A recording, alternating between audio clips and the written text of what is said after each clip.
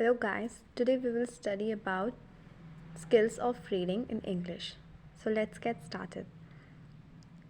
Like listening, it is a decoding process. Reading जो है वो listening के तरह ही है. लिसनिंग में भी हम कोई कोड्स होते हैं उनको हम डिकोड करते हैं. सेम रीडिंग में भी जो लिखा होता है, जो कोड्स होते हैं उनको हम डिकोड करते हैं. बट जो रीडिंग है वो एक कॉम्प्लेक्स प्रोसेस है.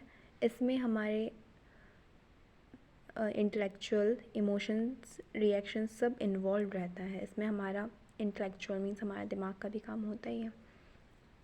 फर्दर इसमें हम रिकॉग्नाइज़ करते हैं जो भी ग्राफिक सिंबल्स होते हैं उनको हम रिकॉग्नाइज़ करते हैं और उनको कॉरस्पॉन्डिंग वोकल साउंड्स मीन्स उससे संबंधित जो वोकल साउंड्स होते हैं उससे हम उनको एंटाइटल करते हैं.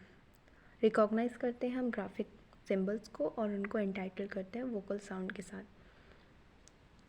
सो it's the ability to recognize the graphic symbols and relate it with the corresponding vocal sounds. Let's study about the components of it. So first component is recognition of graphic marks. जो भी graphics होते हैं, लिखावट होती है, उसको हम पहचानते हैं, रिकॉग्नाइज करते हैं. The correlation of this with formal linguistic elements, उनको हम वोकल साउंड के साथ कोरिलेट करते हैं. We correlated with vocal sounds. And the correlation of this with meaning, और इसको हम कोरिलेट करते हैं मीनिंग के साथ भी. So recognition of graphic marks, correlation with vocal sounds, correlation with meaning, these are the 3 components. Importance of reading. Reading के importance को डॉक्टर वेस्ट ने बताया कि reading is a key place. He placed it in a key place in the total scheme of teaching. So Dr. West ने extensive study के बाद reading को एक की प्लेस दिया टीचिंग, इंग्लिश टीचिंग में as an foreign language. Teaching of reading is important because reading सिखाना important इसलिए है बिकॉज जो रीडिंग है वो इंडिकेट करता है कि आप किसी लैंग्वेज को जानते हो. Reading indicates towards knowing of a language. Reading helps in knowing world's news. World के जो भी न्यूज़ है वो हम जान पाते हैं. Important information we gain from reading. It is a source of recreation. इससे मनोरंजन भी किया जाता है.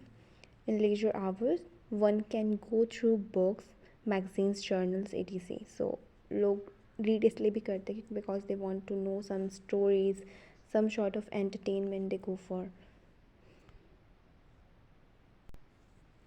It is a good source of self education. इससे हम self को खुद को educate कर पाते हैं. And fifth, as per W.S. Gray says, reading is a form of experience. Reading से एक एक्सपीरियंस मिलता है, एक अनुभव मिलता है. Reading brings us in a contact with the minds of great authors. जो ग्रेट ऑथर्स हैं, महान महान ऑथर्स हैं, उनके माइंड से हम कॉन्टैक्ट कर पाते हैं. उनके एक्सपीरियंसेस को जो भी रिकॉर्ड करा हुआ उन्होंने अपने लाइफ्स अचीवमेंट्स, उनसे हम अवगत हो पाते हैं. According to lord Bacon, reading make a full man. Reading से एक इंसान फुली मैन बन पाता है. It gives the learner a full control over words. Learner जो है वो वर्ड के ऊपर फुल कंट्रोल एंड पैटर्न्स के ऊपर भी उसका कंट्रोल आ जाता है. Which they come across during the process of speaking. तो स्पीकिंग के टाइम पे जो वर्ड्स वो बोलता है या जो पैटर्न सेंटेंसेस के बनते हैं, he get the control over it while reading. Reading से वो स्पीकिंग की ओर बढ़ सकता है, राइटिंग की ओर. इनफैक्ट जो एजुकेशन है वो इम्परफेक्ट है अगर चाइल्ड को हमने इक्विप नहीं किया with the ability to read. अगर हमने चाइल्ड को रीडिंग की एबिलिटी नहीं डाली, so it's imperfect. Education would be imperfect. He will be able to interpret and understand properly. जो भी कंटेंट होगा उसको वो अंडरस्टैंड कर पाएगा.